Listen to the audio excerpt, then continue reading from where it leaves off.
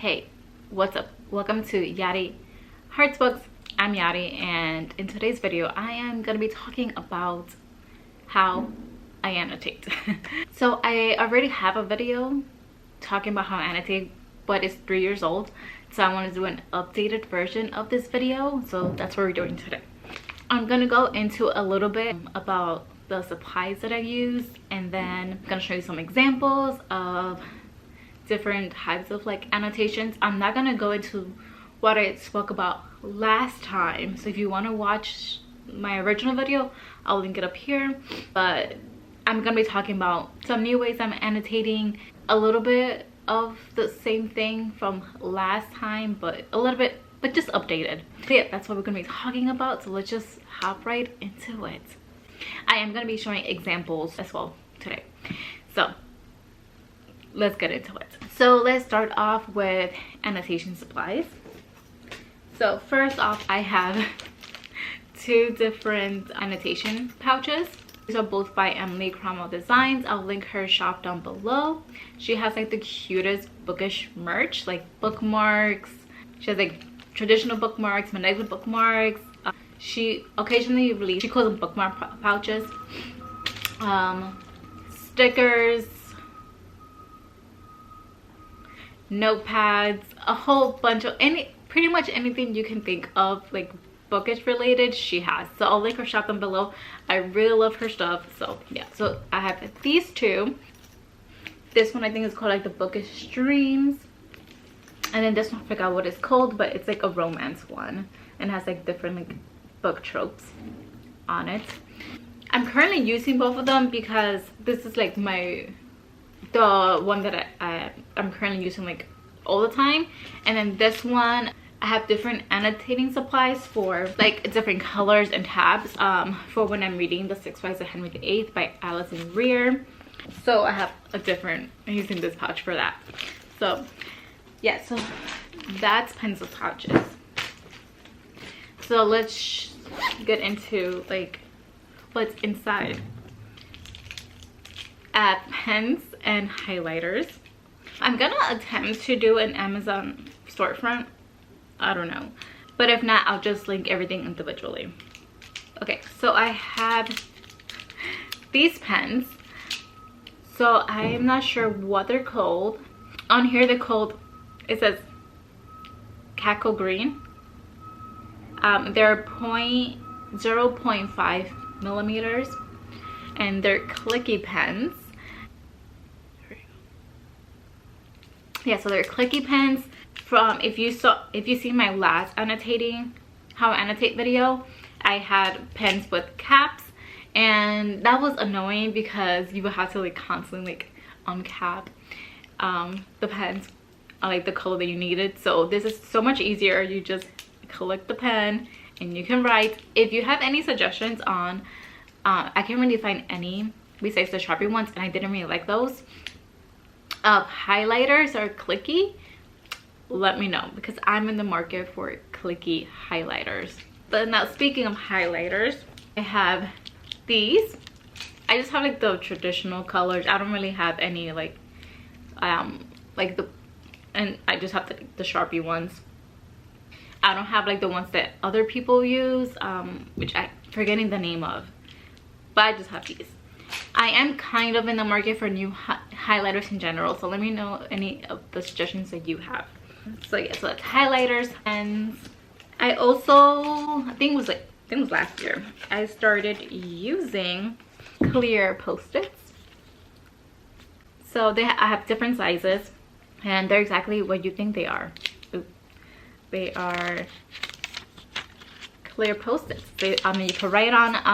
The best pens to use on these are just like regular ballpoint pens, not like gel or anything like that. So I do have this pen in here. It's like a regular ballpoint pen, and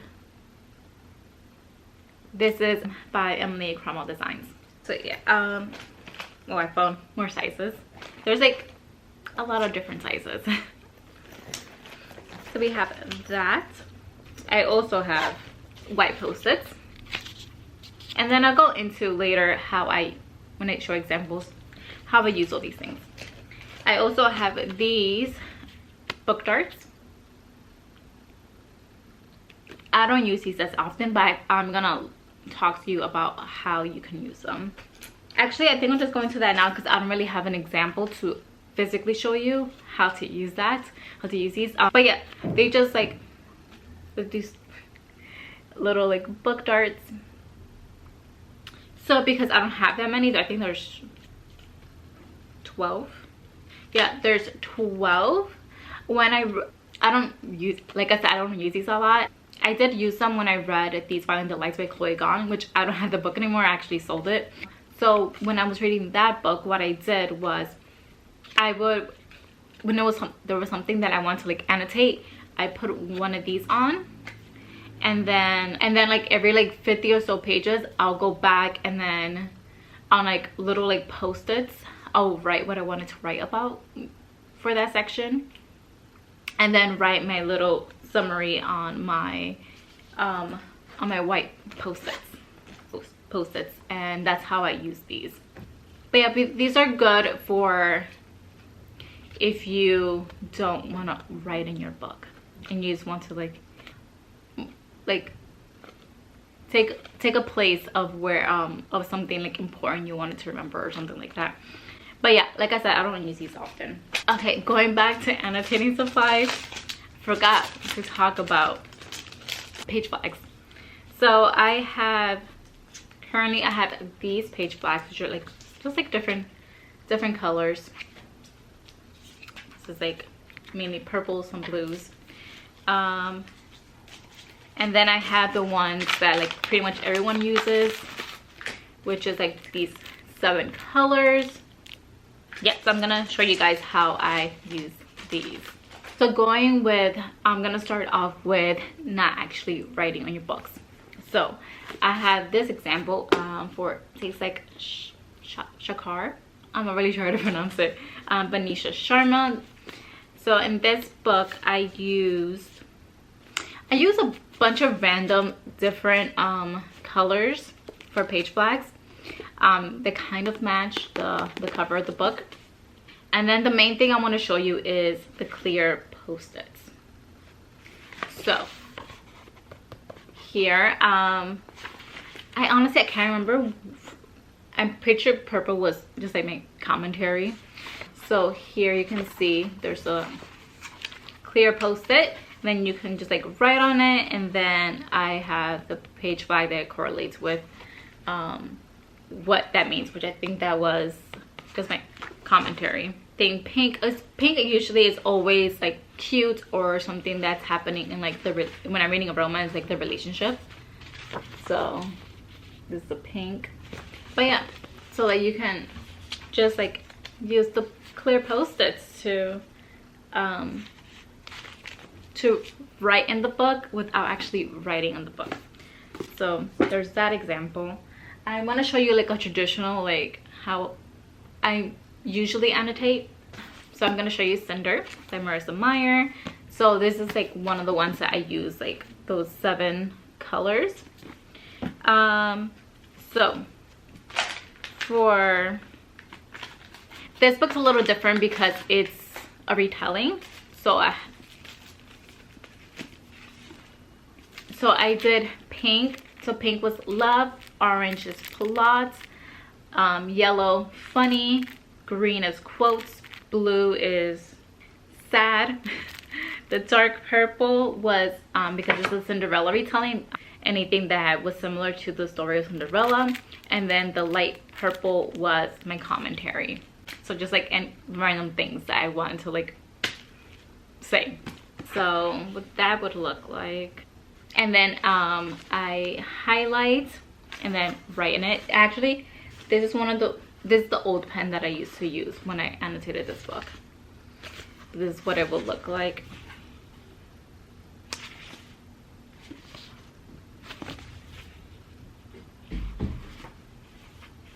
Sometimes I just highlight. Sometimes I write and highlight. But yeah, that's a little example on using like these. And then I also have show you A Court in Thorns and Roses by Sarah J Maas. This is the first time I did Oh, so like in Cinder, I correlated everything was matching. So the same color page flag, highlighter, and pen. This one was a bit different. I just used one pen color, and then the colors, the page flags, I did kind of matching the cover.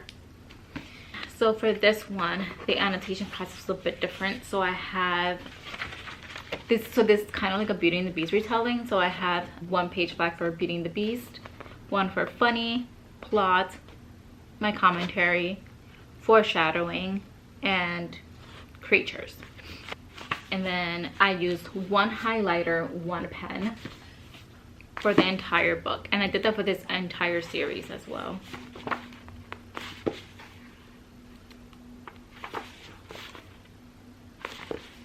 So that's another option on how to annotate.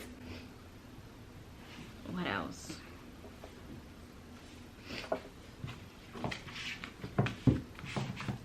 Also, I'm gonna show you Her Majesty's Royal Coven is by Juno Dawson. This is also an example of how to kind of annotate. It isn't really annotating, kind of annotating, but not writing in the book. So in this one, I just did white post-its every 50 or so pages and wrote down like what happened in those pages, like a little summary. So that's what that would look like. So that's another option of like not writing in the book. But in that situation, you can't really like go to like a certain page and be like, oh, this is where that happened or something like that. It's just, like I said, a little summary of what happened in that chunk of pages. I think I showed this example in my last video, I'm not really sure. But Defy the Night by Bridget Kemmerer, in this situation, I did also these colors, but what is different is I just did the page flags, and then I did these little post-its and I wrote on those. And I didn't actually write in the book. So that's another example of how to annotate without writing in the book. But this was before I started doing the clear post-its, so I feel like clear post-its would be better. It's a better option, but again, this is just like a different option you could have. And then those little post-its also were matching, so like the same page flag and the post-it same color. And then of course you can also, like I did with Throne of the Fallen, I did the matching page flags, I like to match the cover, and I literally just put the page flags, and I didn't write in this either, but I did I? I'm sure I did. I did also do summaries every 50 pages or so. So that's also a different option you can do. And then I didn't, oh yeah, so I put the page flags in the front and then wrote down what it meant. So that's spicy, comments, plots, and then quotes / other. And I just did 4 different categories. I'll also show you A Court of Mist and Fury because I did this a little different as well. I did it similar to A Court of Thorns and Roses, but so just so I could show you like the different like things you can annotate. So for this one, I had there's a lot of like plot things happening, so I have 2 colors for plot. Then I have a color for Reese, one for Feyre, one for comments. I always have a commentary tab. I have one for the inner circle and then one for Tamlin.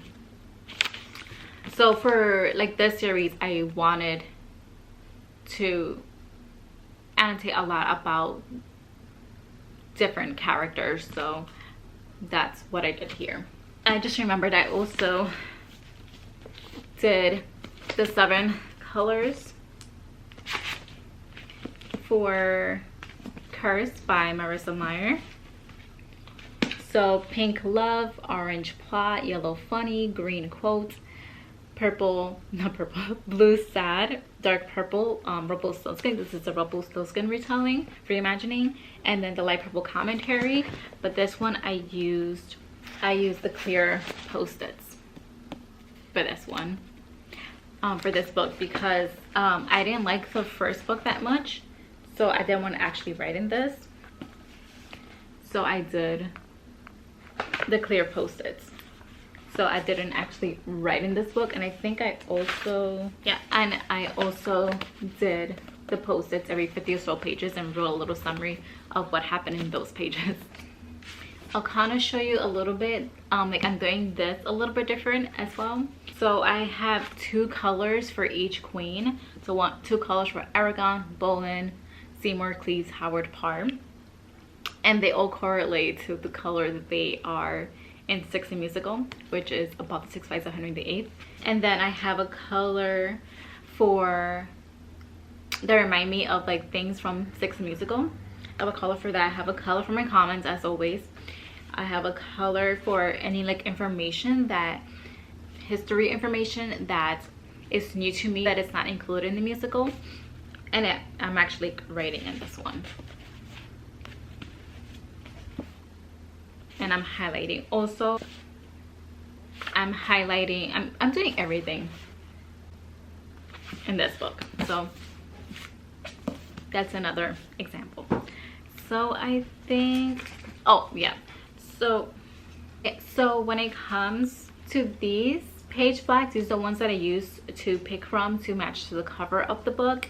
And when I use these, it all depends on how many I use and what I think I would want to annotate in that book. So like I showed you, like in Throne of the Fallen, I used only four different ones. There was only 4 different categories. So yeah, so I just pick some, and sometimes as I'm reading I find something new that I would want to annotate, so I pick another color and add on from there. So I have like this little thing that there were page flags on this. I bought it with page flags, and when I'm picking for like a book, like I said, that I want to match it to the cover, I just like take it off of here and put it on here. And yeah, so that's how I do that. But yeah, I think that's it. I think that's all of my annotating secrets. And yeah, so let me know down below how you annotate. If you have a video or something, just let me know how you annotate. Yeah, hopefully this was somewhat helpful. I feel like it was a little bit all over the place, but hopefully it was a little helpful and you get some ideas on how to annotate. And yeah, so thank you so much for watching, and I'll catch you guys here next time on Yari Heart Spots.